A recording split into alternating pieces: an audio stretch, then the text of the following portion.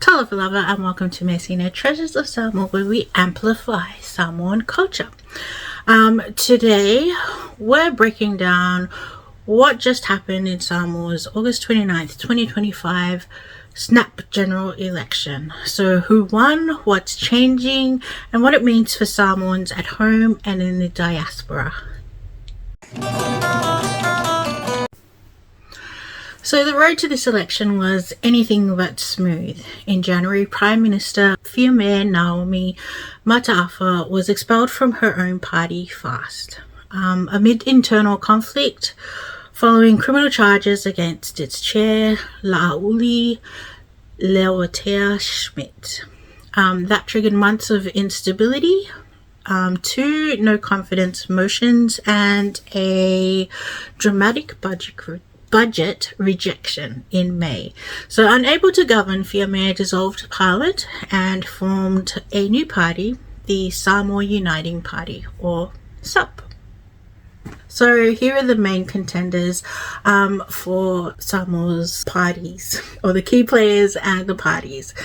So first we have FAST, that's led by La'auli Schmidt, the ruling party until it was split.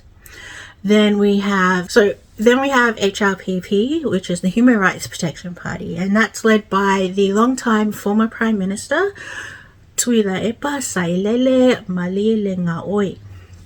And then we have SUP, the new party led by Fiame, plus independents, which are playing a potential kingmaker role. So early provisional results showed FAST leading with around 28 to 33 seats, HRPP with 12 to 15, and SUP with just 3, and a handful of independents securing seats. So later, more confirmed data, FAST has 30 seats, HRPP 14, SUP 3, and a few independents making it into Parliament. So although final confirmation is pending, FAST appears to be poised to form government again. But what does all of this mean for political stability and governance? A clear majority of FAST could bring much needed stability after years of political turmoil, but new debates around integrity within FAST, including fundraising issues, may complicate governance. There's also gender representation. So this election also featured a constitutional gender quota, ensuring that at least 10% of MPs are women. So even if fewer win directly, that may shape Parliament's final composition.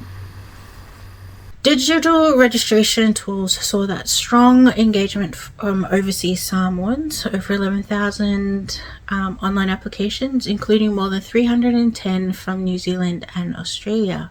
So while voting still required presence in Samoa, this shows a growing civic engagement abroad. So what are the implications for Samoans in Samoa? What do all of these developments mean at home? So first of all, there's the stability. So a stable government can focus on the economy, public services, utilities, and health. These are areas that have been sorely tested. So as last year we saw the cuts in the electricity, we've had the measles epidemic, the dengue fever breakout.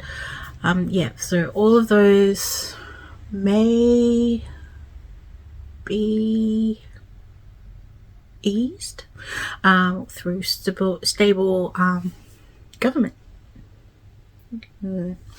Accountability. So with high scrutiny on FAST after the split and the fundraising controversies, there's public demand for clean, effective leadership.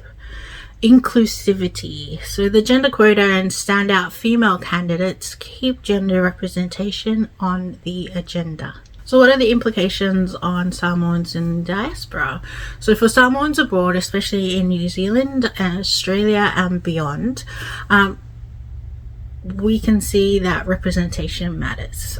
Growing diaspora participation signals a desire to be heard and to see governance that supports diaspora-friendly policies. National direction.